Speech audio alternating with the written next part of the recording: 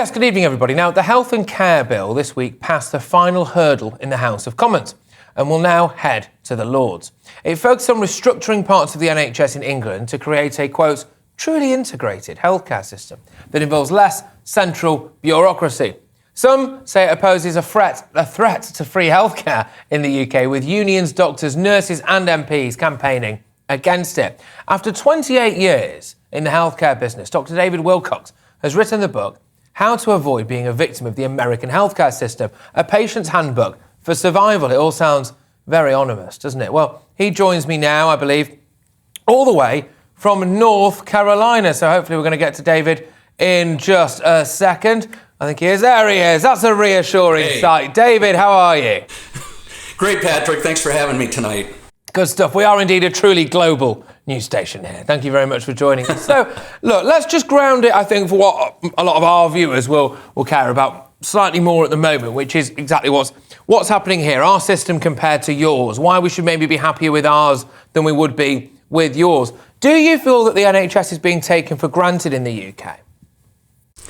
I think that any socialized medicine platform where the government has the responsibility to look after the patient, I think drives the cost of care down. I think that they can negotiate with pharmaceutical companies. You definitely have better quality outcomes than we have here in America, that's for sure. So I think that the NHS is doing a much better job than the American healthcare system is. And the numbers prove that. I mean, we spend 17% of our GDP on healthcare, and we're dead last in quality outcomes from 11 industrialized nations. You guys spend about 8.7%, I think, on your healthcare. And so, we spend an awful lot of money, we just don't get the quality here. That's interesting, because I suppose one argument to it is we're fronting up to something in this country that I think has highlighted an issue that I suspect, well, in fact, I know really, has been around for a long time, which is it's all very well and good having a National Health Service. But what's the quality of that National Health Service really like? And indeed, whether or not it can care for an ever-increasing population.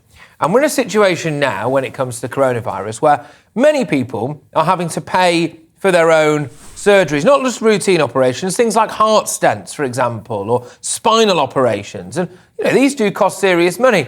Is there an argument that you actually always need a little bit of a two-pronged healthcare system, a bit private and a bit social? Yeah, I believe that that's the case. Here in America, really, money talks in healthcare. So if you have money, you're going to get good healthcare. You're going to be able to buy good insurance. So yeah, you're definitely going to see a two-pronged system anywhere you go. It's funny, when I was studying for my master's in healthcare administration, I was actually in Germany and Austria studying medicine, and the patients don't want to be in a private room over there, because if they're in a 4-bed ward, they have one nurse in the ward with them. So if something happens to them and there's an emergent situation, they know they're going to get care. Here in America, everybody wants a private room. So it's a different animal over here.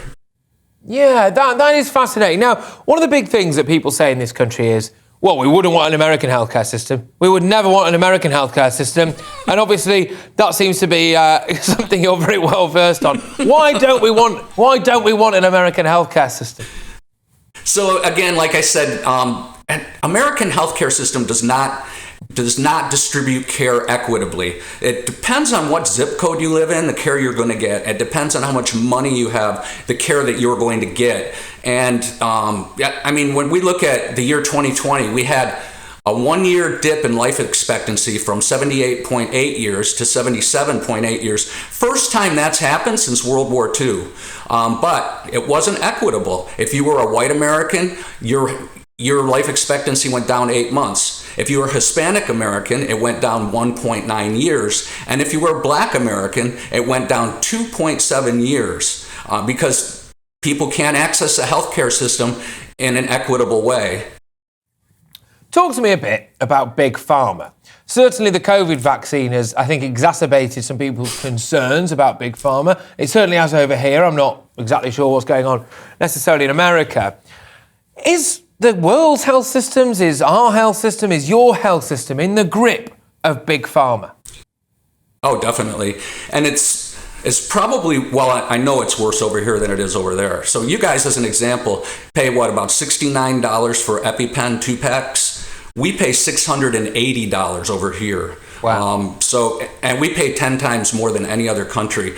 And these are things that people have to have for shellfish allergies or peanut allergies to stay alive. My wife has to have them. And so it sets you back about $680. In this country, it's gone up 574% since 2006, where it would cost you $80 and now costs you $680. So Big Farm really, well, they rule over here, but they also spend a lot of money. So in our 2020 election, they spent $43 million lobbying both sides of the aisle, Republicans or Democrats. Oh, yep. So, they spend the money and they get the return on investment for sure.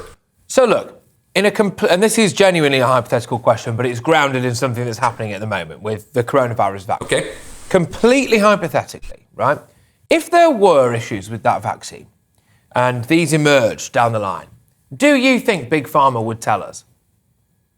No, I don't think Big Pharma will tell you.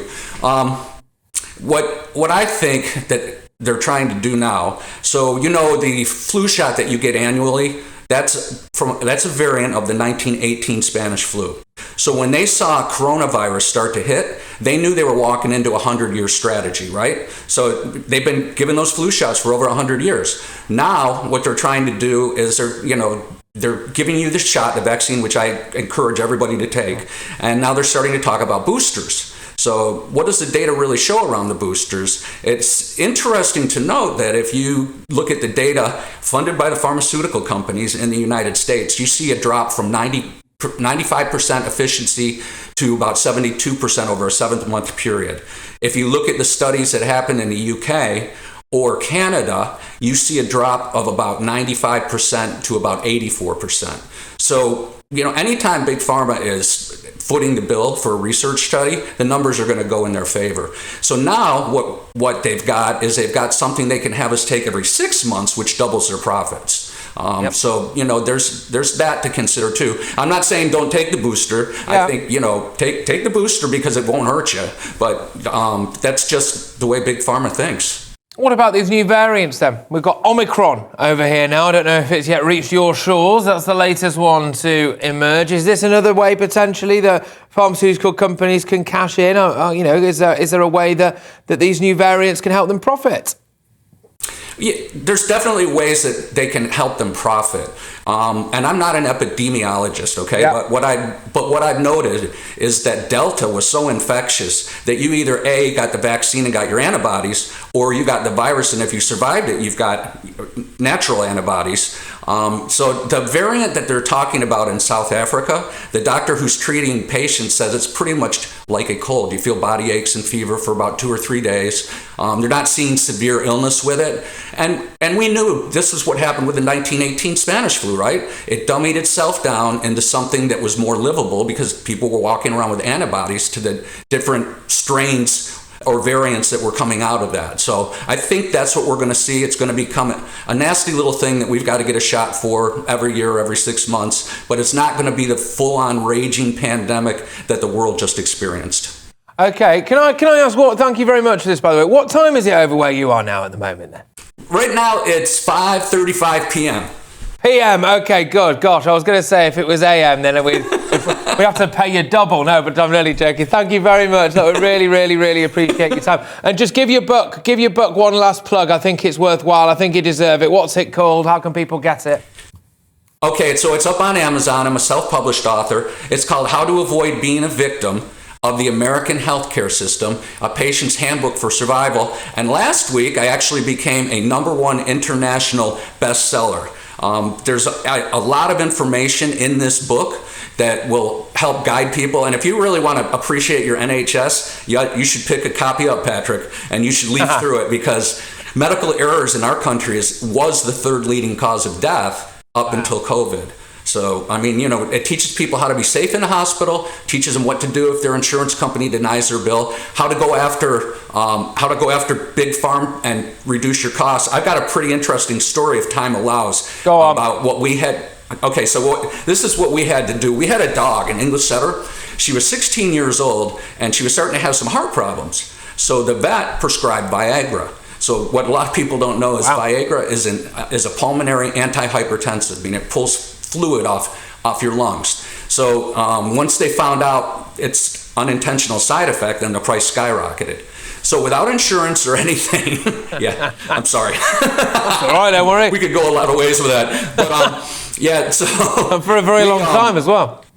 Yes, exactly. So my wife went to fill a month's prescription at a pharmacy, and the pharmacist told her it was going to be over $700. And my wife was like, this is crazy. Now, my wife is a nurse. So she went out and downloaded the GoodRx app to her phone, and she found it across town for $63. So if you can sell it across town for $63 and still make a profit, because pharmaceutical companies have to return 15 to 25% to their shareholders every quarter, then what are you doing selling it across town at over $700? Here in America, it doesn't matter. You go into one pharmacy, it's going to cost you maybe $50. You go into another pharmacy, your prescription is going to cost you $500. It's just craziness, and nobody regulates it.